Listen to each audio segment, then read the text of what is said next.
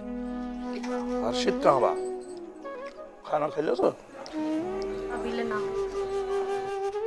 अरे हर्षित आवा बैठा।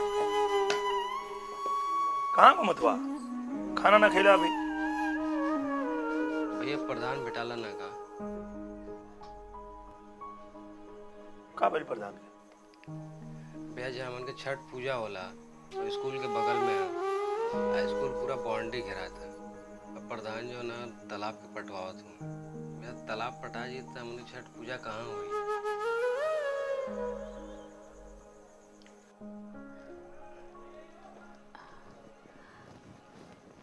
जी हमनी के तालाब पे तो छठ पूजा हो सकेला ना? हाँ अरे छोड़ा चिंता यार, अपने तालाब पे कैल जाई। भैया अगर अपने तालाब पर पूजा हुई तो हमन का रोजी रोटी कैसे चली? आखिर में हमन का जीविका तो वहीं से चलेला ना भैया। अरे तब का भाई, मछली पालन के काम छोड़ दिया जाए। हाँ अरे यार छोड़ा, अब हमनी की मछली पालन ना खेल जाई, ठीक है?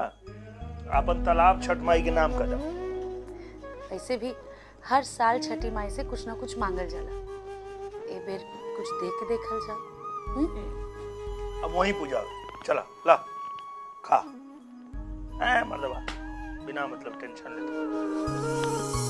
अब की बेर मांगा कुछ तू महतारी, अब की बेर मांगा कुछ तू महतारी। माई के कर जा कुछ हमहू उतारे, अब की बेर मांगा कुछ तू महतारी।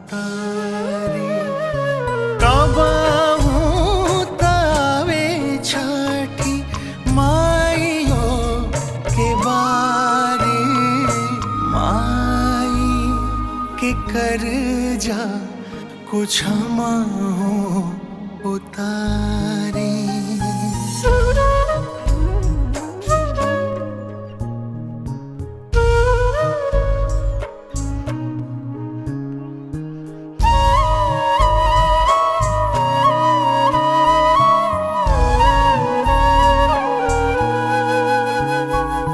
जबे कुछ मंगनी दिहलु अचरा पसार के, एही पार जीवन औरी मुक्ति ओही पार के।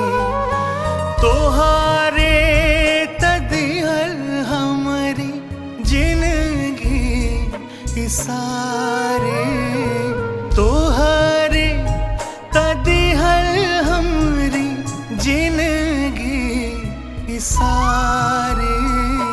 माई के कर जा कुछ हमहू उतारे, माई के कर जा कुछ हमहू उतारे।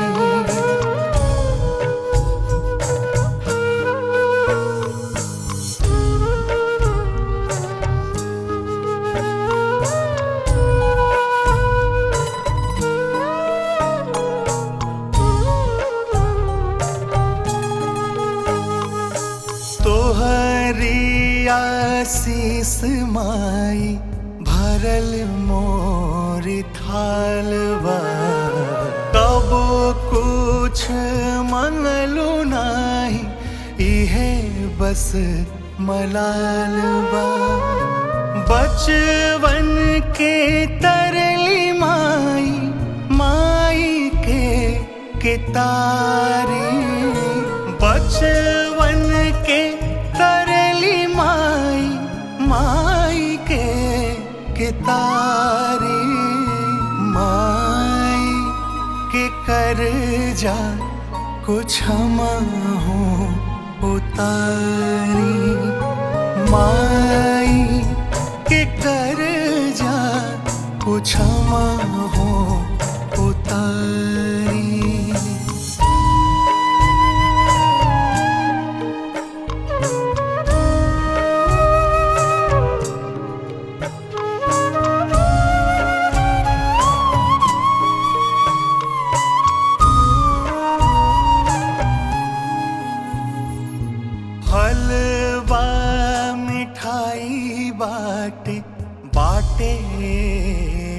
सारी सरधा विश्वास माई रौरा पेवारी कुछु उठाली मोरी किस्मत सवारी कुछु उठाली मोरी किस्मत सवारी माई के कर्जा कुछ हम हो उतारे माई के कर्जा कुछ हम हो उतारे।